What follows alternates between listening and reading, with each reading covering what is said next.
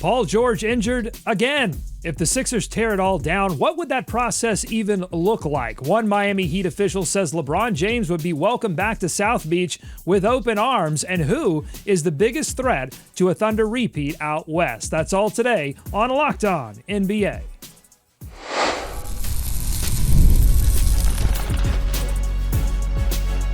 You are Locked On NBA, your daily NBA podcast. Part of the Locked On Podcast Network, your team every day. Welcome to Locked On NBA. Thanks so much for making us your first listen of the day. We are free. We are available wherever you get your podcast. Part of the Locked On Podcast Network, your team every day. Today's episode is brought to you by FanDuel. Right now, new customers can get $150 in bonus bets when your first $5 bet wins. I'm Doug Branson, host of Locked On Hornets and your Shot Clock Sherpa, guiding you through the NBA's biggest stories with the help of Locked On's local experts. And I have two of the best with me, as always. From the Locked On Heat podcast, we've got Wes Goldberg. Wes, Jordan Walsh got ejected from a Summer League game last night. Give me your best analogy. Getting ejected from a Summer League game is like... That one time in college that I got ejected from a karaoke bar. I got kicked out of a karaoke bar once. That's what that feels like. Was it for Mr. Brightside? Because they had done it like 8 times in a row. It was for Boulevard of Broken Dreams, which drops the F-bomb a handful of times. And in my state of mind, I thought it was okay to go ahead and do that in a family restaurant. They said you hit it too hard. Had you just kind of breezed by it, you would have been fine, but you really laid into the exploit. I bleeped out all the other words. It was actually at Chili's, though. They didn't even have karaoke that day. How did you know? The other voice that you hear is from the Locked On Mavericks podcast, sitting in for Hayes. Wes is sitting in for Matt and sitting in for Hayes from Locked On Mavs podcast and Locked On NBA Game Night. He's day and night. He's NBA Talk 7-Eleven. It's Nick Angstadt. This is a bad day on Locked On NBA if you don't like Nick Angstadt and Wes Goldberg. We're just taking over the feed, 36 hours of us. All right. Well, we start in Philadelphia where the 76ers, they really just can't catch an injury break at all. Paul George in the second year of a 4-year, over $200 million deal. And now he's having to have an arthroscopic procedure on his left knee after a workout injury. He'll be reevaluated closer to training camp. Nick, you talked about this on Locked On NBA Game Night alongside Gavin Shaw, and you also cribbed one of our staple segments, How Cooked Are They? So we can't play that game. I do expect a royalty check in the mail pretty soon, though. You and Gavin Shaw both agree that the Sixers are somewhere between done, well done, and open the front and back door to let the smoke out and take the fire alarms down. So if that's the case, Nick, should they explore tearing things down at some point, whether it's before the season or during the season?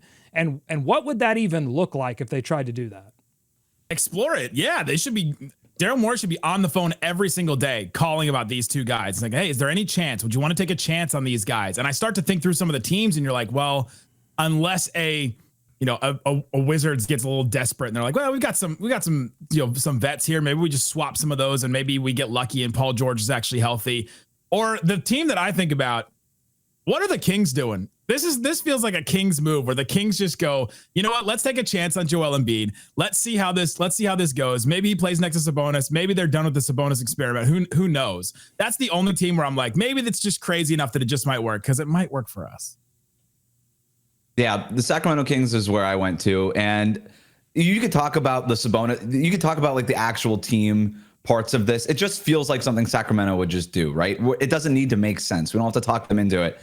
It would just feels like something that they would have to do. But in terms of the 76ers, I don't know that they should explore tearing this thing down. They don't own their 2026 first round pick, or rather it's top 4 protected, owed to OKC. So they don't own their 2026 pick unless it falls into the top 4. They don't really own their 2027 pick either.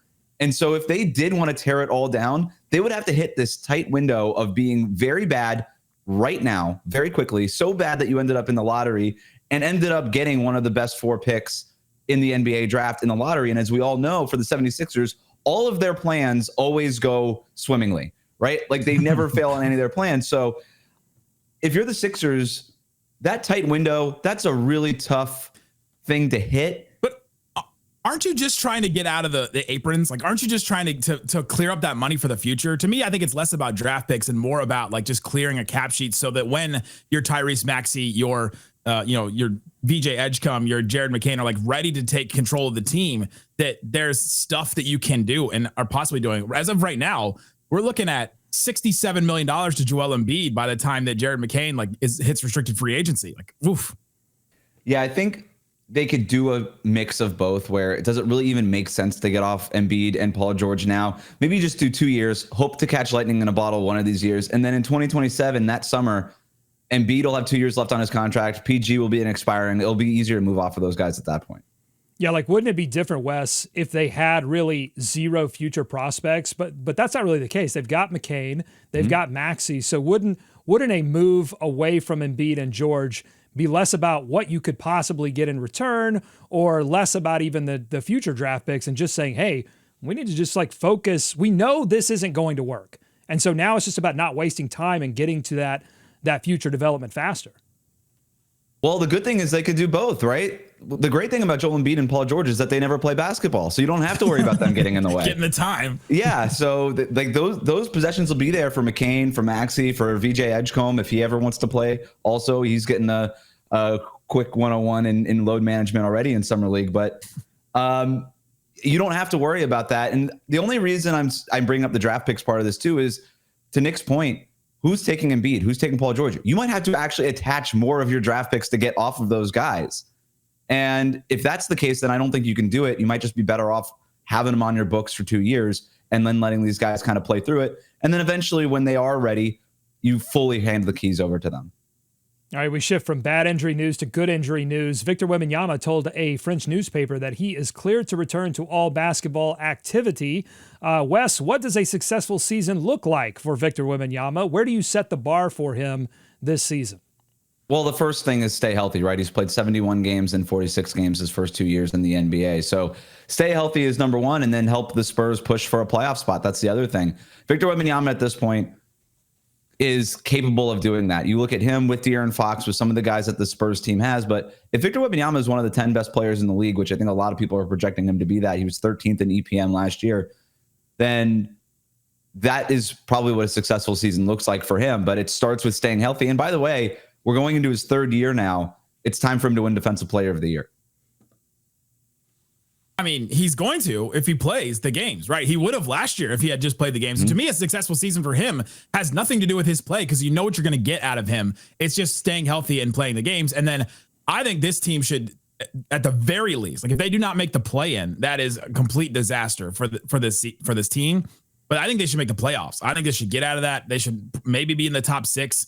We're talking about De'Aaron Fox. You think about some of these young guys. If one of them hits really good, like maybe Castle takes a leap, maybe Dylan Harper is really good right away. We saw some of the athleticism in summer league. I mean, he's just looking really great. You got the Cornette contest next to Victor Wembanyama now. You've got some other options. And all these young guys, like I just think that this team is ready to go right now because Victor Wembanyama is that good. And so to me, it's more about the team success later in the year than his accolades, because he's going to get it. He'll get all NBA. He'll get Defensive Player of the Year. He'll get all of it if he just plays the 65 games. All right, let us know what you think on YouTube, youtube.com/@LockedOnNBA. Coming up on Locked On NBA, what do we expect LeBron James to do? Will he stay in Los Angeles? Will he move on? We have an interesting quote from someone within the Miami Heat organization about a possible return to South Beach, and we have the host of Locked On Heat with us, so we'll get his opinion. Plus, later on in the show, we had the home run derby last night. Which teams had a home run offseason? I'll ask Nick and Wes that and more ahead on Locked On NBA. Today's episode of Locked On NBA is brought to you by FanDuel. Summer sports, they're in full swing, and whether you're all about baseball under the lights, I just mentioned the home run derby, golf on the green, or high-stakes soccer action, FanDuel is the best way to make every game even more exciting.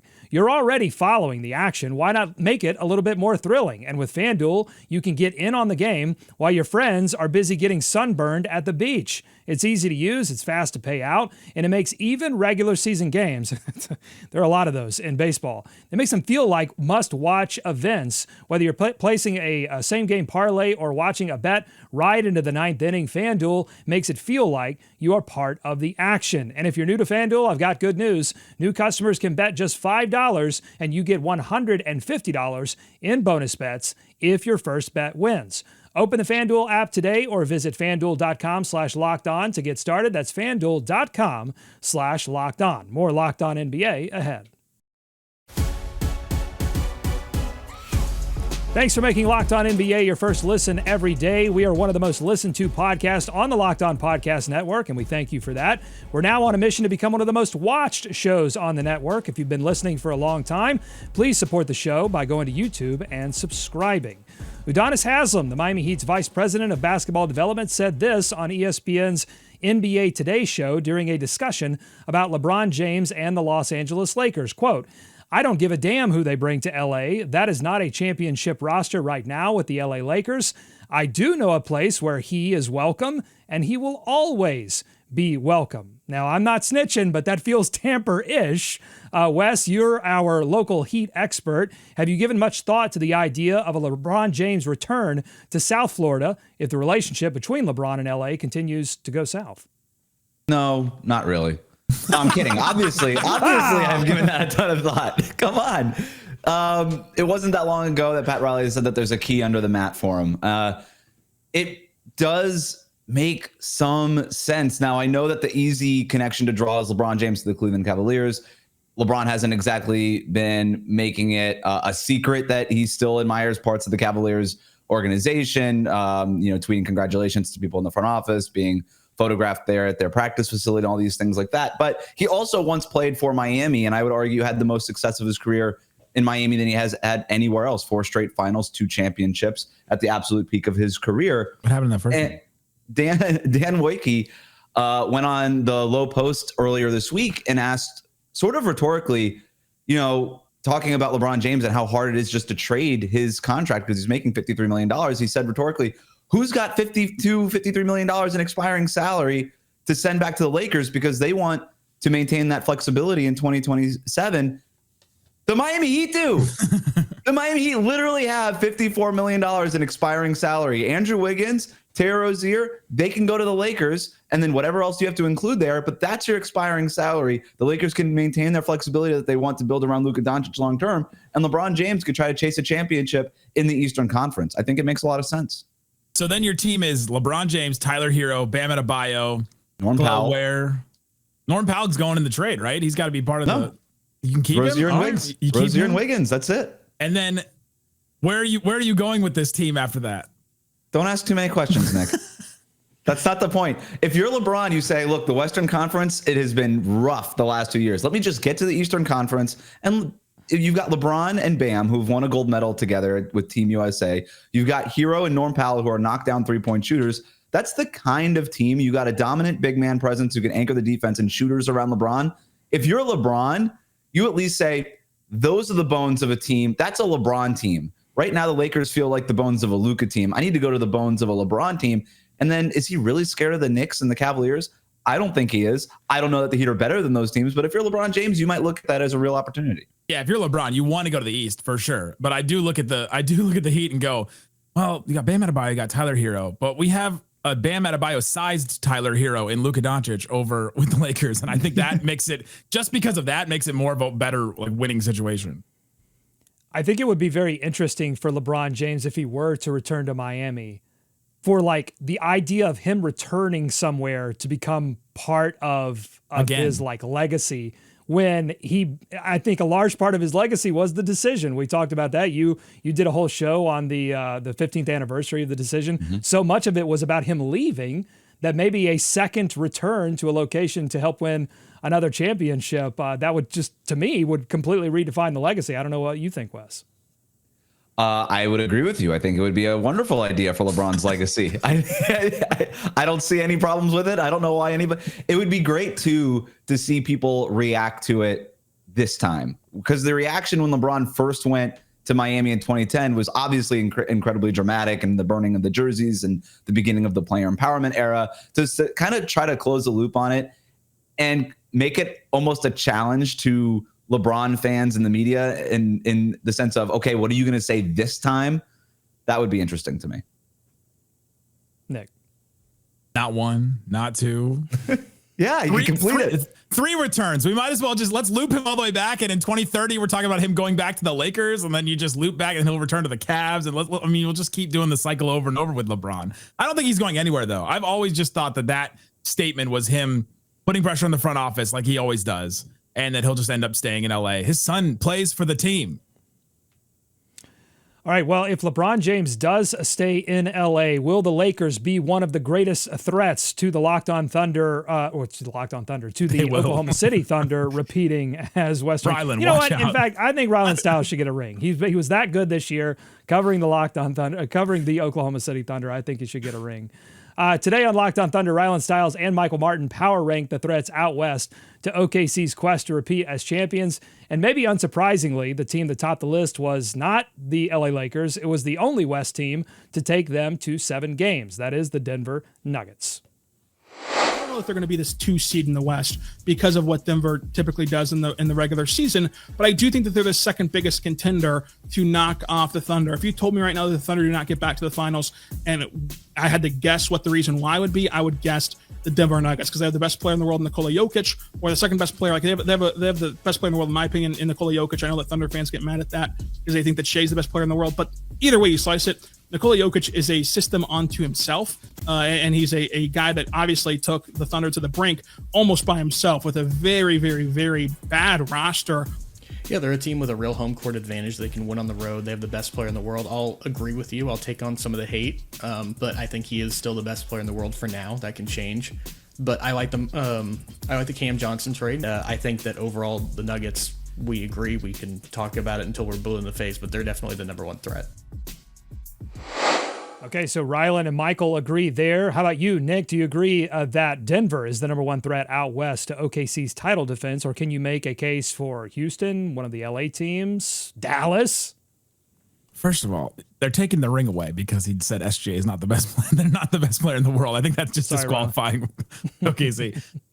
The Nuggets are the answer. I don't see anybody else unless every single thing goes right for the Dallas Mavericks. You have Kyrie comes back and he looks exactly like how he played last year when he comes back from the ACL. Cooper Flagg is like a fringe all-star in year 1. Anthony Davis plays all his games. Like everything works together super well. The Mavs just have a lot of size that is an interesting matchup for OKC because they have a lot of like really good guard defenders, but they don't have a ton of good like big defenders. And so that's something that I think could mess with them. But I just don't see it. Their defense is too good. And if you put Cam Johnson in place of Michael Porter Jr. and Cam Johnson actually like hit some threes and did some stuff offensively, they may have won last year. Yeah, and if Aaron Gordon isn't hurt at the end of that series as well, right? Who knows how that series plays out? It's got to be the Denver Nuggets. It has to be. Jokic is unsolvable. They pushed the Thunder to 7 games. No team pushed the Thunder the way that the Nuggets did in the Western Conference last year. And it's been that way now for a few seasons. It's Nikola Jokic. It's the Denver Nuggets. You add everything that they've done this offseason in terms of adding Tim Hardaway Jr., adding Valanciunas, and it sounds like he's going to be part of the Nuggets roster next season, bringing back Bruce Brown. All of these things have made the Nuggets better, deeper, and I think very well positioned to make a run in the Western Conference. I still have the Thunder as the favorites, but to me, it's the Thunder, it's the Nuggets. You have another tier that's maybe the Rockets and a couple other teams, and then it's everybody else. Jonas going to be back with the Nuggets, whether he likes it or not. He doesn't seem to have a choice at this point. By the way, I just checked the Dallas Mavericks roster, and yes, they do still have PJ Washington. So I think that you have to, the Thunder killer. He was a Thunder killer when he was with the Hornets. You have to consider them, I think, a threat, particularly if Kyrie does get back and healthy and playing at his top level. All right, let us know what you think on YouTube, youtube.com/@LockedOnNBA. Yes, we read your comments, so hit us up there. All right, coming up on a Locked On NBA, is Bronny James breaking through in Las Vegas? He's put some interesting performances together in Summer League. We'll hear from Locked On Lakers on if it's enough to secure a rotation role early in the season. Plus, the home run derby was last night in baseball. Who's had a home run offseason thus far? I'll ask Wes and Nick that ahead on Locked On NBA. Today's episode of Locked On NBA is brought to you by Hungry Root. Let's be honest. Meal planning, grocery shopping, it can all be overwhelming. You've got a lot going on between work, picky eaters, trying to eat healthy. it all adds up really fast. That's where Hungry Root comes in. They take the stress out of figuring out what's for dinner by filling your cart for you with personalized groceries and easy meal options tailored to your taste. Using smart cart technology, Hungry Root recommends groceries, recipes, and even supplements based on your lifestyle, whether you're dairy-free, gluten-free, focused on gut health, or just trying to make smarter food choices. That's me. That's 100%. That's me. The thing that I love most about Hungry Root is that there are no more last-minute grocery trips or wasting time wandering the aisles. Hungry Root does the heavy lifting for me so that I can just focus on my day. Take advantage of this exclusive offer. For a limited time, you get 40% off your first box plus a free item in every box for life. Go to hungryroot.com/LockedOnNBA and use code LockedOnNBA. That's hungryroot.com/LockedOnNBA. Code LockedOnNBA to get 40% off your first box and a free item of your choice for life. More Locked On NBA ahead. Thanks again for making Locked On NBA your first listen every day. Bronny James, ever heard of him? He logged one of the better box score lines last night in Las Vegas, 17 points, 5 rebounds, 5 assists, and only 24 minutes of action. Here's Locked On Lakers on whether or not Bronny has done enough to earn a small rotation role with the varsity squad. I think it's still pretty fringy. I think it's probably unlikely, but if you told me that they might need 15 games out of Bronny this year, I'd be like, all right, I think you can get by. I think he is, for two reasons. First, I think the skill set defensively is becoming a little bit more defined. I think his confidence in terms of just making the right pass, making the ball, the feeling that he belongs out on that floor, that he is not as good as the everybody else in the NBA, but he can legitimately look around at sort of his peers, guys who were drafted in the same class as him, guys certainly who were drafted in the same round as him, and say, you know what, I am doing as well or better than a lot of you. I have shown people that I am not just sticking around and playing because my dad is LeBron James. All right, what do you think, Wes? Has Bronny done enough to continue to get looks with LA even if LeBron leaves? I mean, he's looked good in Summer League so far. He went toe-to-toe with Cooper Flagg in that marquee game, right? Sort of, so to speak. But the thing with Bronny, the thing with Bronny that really stands out with him, he just knows how to play basketball. And that shouldn't be shocking. But that is a big part of playing basketball, is knowing how to play NBA basketball. He knows where to be. He makes the right reads more often than not. The shot obviously comes and goes. I do agree with the Kamenenskis that defensively he's starting to come along, even though I think he always knew how to play defense, but now he's kind of getting there physically with where he has to be. And you look at this Lakers roster, behind Luka Doncic, behind Austin Reeves, it's Gabe Vincent, who's been in and out with injuries over the last couple of years.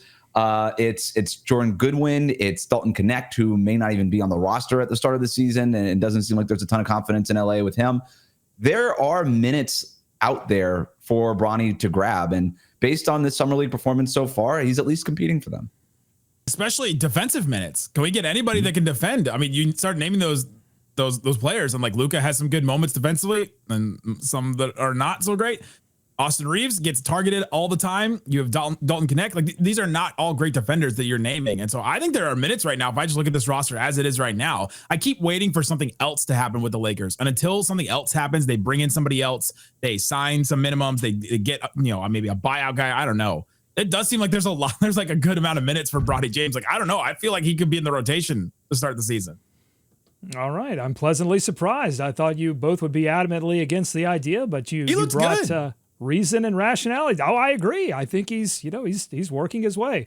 I love, even if it wasn't Bronny James, I mean, the thing that is cool to me about Summer League is watching these players develop year to year and go on this sort of hoops dreams-ish journey to scratching and clawing their way into a G League roster or eventually getting their shot in the bigs. I mean, that's the cool part of this. So I think you have to take your thoughts about LeBron James and Bronny out of it and just say, yeah, like he's earning it right now. Yeah, if there was a 6'2" guard that could defend really well and can hit a three and make the right pass and all that, you don't need him to have the ball all the time. You have Luka Doncic. You have LeBron James, who happens to be his father. But yeah, that type of player is something that you would want on this Lakers team. Now, I do think that LeBron, as a final act of fatherly sacrifice, should say, look, you can trade me Los Angeles, but you have to put in there that that Bronny gets a rotation role. It's real simple. A final act? He's going to Miami to die? Well, the career he's getting up there in career years. All right, time to cross the streams and bring a little baseball into our basketball show. Last night, Cal Raleigh, a.k.a. the Big Dumper, won Major League Baseball's home run derby. First of all, Wes, is there a single NBA player with a nickname better than the Big Dumper? I don't know, but there is a tandem that could rival that nickname. I just found out about this. Donovan Clingan and Jan Hansen in Portland are being called the Klingyang twins. Wow. Oh, that's good. I love it. I like that. Nick, can you think of any past or present? I'll give you anything there. If KD had let us call him the Slim Reaper, I think that's the only one that would have been better. That's good. Ricky Davis wanted to be called Big Paper Daddy. That's an old, I don't know that many people are going to even remember who Ricky Davis was. Tricky Ricky tried to score on his own goal to get a triple-double one time, but Ricky Davis had, if you go to his basketball reference page right now, there are like 17 nicknames. He was a former Hornet. That's why I know this. And one of them was Big Paper Daddy. Is Big just NBA nicknaming version of Lil in hip hop, where you just kind of put something after it and now it's a nickname? we had Big Baby, we had the Big Ticket. Yeah. It's just but Big it doesn't Diesel. Work if KG is just Ticket or if Glenn Davis is just Baby. I think you're onto something, Wes. You figured something out here. Broke the code. Okay. Big Poppy too. A Big Poppy. Back to baseball. And back to baseball, home run derby. So I want to know which teams had a home run off season. Nick, we'll start with you. It is the Dallas Mavericks. I mean, how else? Nico Harrison's vision just comes together and it's looking exactly like he expected. No, but they get Cooper Flagg. How is that not a home run offseason? I was like agonizing over what the Mavs future was going to look like after the Luka trade. I was like, man, they have this 2-3 year window of like, hopefully guys stay healthy. And now they have this 20-year future where you can just absolutely see what Cooper Flagg is going to be for this Mavericks team. Like you can name a bunch of other teams. I'm sure Wes will talk about the Nuggets and maybe the Norm Powell trade. And I don't know who else, but it's the Dallas Mavericks. They've had a home run offseason and Nico didn't even swing for it. He just happened to be up there and the ball just like ricocheted off of his bat when he was holding it behind him and it went out of this park. Yeah, look, the Mavericks deserve a shout out because not only with the Cooper Flagg thing, but as Nico Harrison says, defense wins championships. So they went out there and got one of the best known defenders in the league in D'Angelo Russell. So I think that it's definitely a home run of an offseason in Dallas, just nailing it on all fronts. Jokes aside, we already talked about Denver. I'm going to go with the Knicks here for the sake of being a little bit different, but I do think that they had a home run offseason. The Tom Thibodeau firing, I criticized it at the time. A lot of people criticized it. I think Mike Brown is a good coach for this team and might be the kind of coach that they need. And then you add the two guys that they acquired in the offseason. They go out and get Jordan Clarkson and Yabusele for very small contracts. They were not out there swinging big for the fences. They weren't going out there giving Nickeil Alexander-Walker the full mid-level exception or anything like that. But they added guys who are going to be in the top 8 or 9 of their rotation on very cheap, manageable deals. That is the definition of maybe not an exciting offseason, but an effective offseason. And I think those are the two guys who could play real minutes for them. And for a team that desperately needed a couple other guys in their rotation, as we saw in the playoffs last year. And they have a coach that will actually play them in that rotation instead of just 5.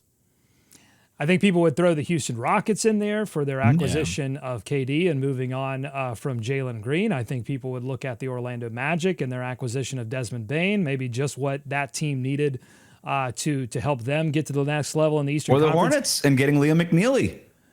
I mean, listen, that's a sore subject for me because I was a little low on the pick, and so I've had to eat a little crow on Locked On Hornets. I've had to drive up into the McNeely's drive-thru and order a crow burger. But wearing a headband?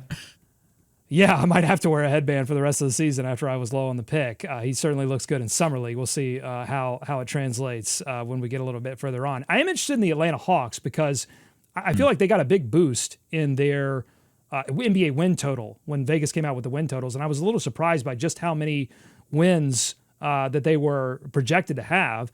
They, of course, pick up KP in the offseason. That's a little bit questionable with his health status. But what do we think about the Atlanta Hawks offseason, Nick? Yeah, you get Jalen Johnson back from injury. I think it's massive. That's probably their best acquisition. But you add Nickeil Alexander-Walker, Zachary Richie gets a year older. You get Dyson Daniels a year older, who's still just 22. They draft Ace and Newell. Like, they have done some really good things this offseason. It seems like that team is starting to feel cohesive around Trae Young, and maybe one of the first teams we've seen that's like, all right, this makes a lot of sense. I like this Hawks team. I think their offseason was fine. I do think it was very overrated, because everybody basically wanted Nickeil Alexander-Walker, and they ended up coming out of the Nickeil Alexander-Walker sweepstakes. He's not going to start for them. He might close games for them, but I think it was a solid offseason. But they add Kristaps Porzingis, to your point, Doug. Like, we'll see. I don't think a lot of people are penciling him into the starting lineup. I still think it's a Onyeka Okongwu starting, just because you can't rely on Porzingis' health. And then Nickeil Alexander-Walker is going to play a bunch of minutes, but they also lost Karis LeVert, who was really good for them after the trade over from the Cavs. I think they actually won that trade. And then they lost Clint Capella, who wasn't starting for them, but was a reliable bench big. Nick is right. Like, Jalen Johnson coming back is going to be the big acquisition for them. And if he could stay healthy, they're going to be better than they were last season. I still like this Hawks team, but I don't think that they won the offseason. I think it was probably closer to neutral, considering who went in and who went out. But they do have an identity, and that's important. They are taking a swing. It feels like the 7th time the Hawks have taken a swing in the Trae Young era. Like, it just feels like they're constantly like, all right, we're going for it. Again? Really? All right, great. They just keep stepping up to the plate, and they keep Trae Young, and we keep talking about maybe they should trade him, and then they don't, and then they move the pieces around him. It's also like the 7th front office to be dealing with them too. Like, every front office is like, this is what we're going to do. Yes, I can fix it. Hire me. I can fix it. All right. If you like what you heard today, subscribe to Locked On NBA wherever you get podcasts, including on YouTube. Thanks so much for Wes and Nick for stepping in and sharing their expertise. Check out Locked On NBA Game Night. If you like what you heard on this episode, you're going to love Locked On NBA Game Night. Thank you for making Locked On NBA your first listen. Make your second listen Locked On NBA Game Night. Enjoy tonight's Summer League action. They're covering every Summer League game every night. Be kind to each other. We'll see you right back here tomorrow on Locked On NBA.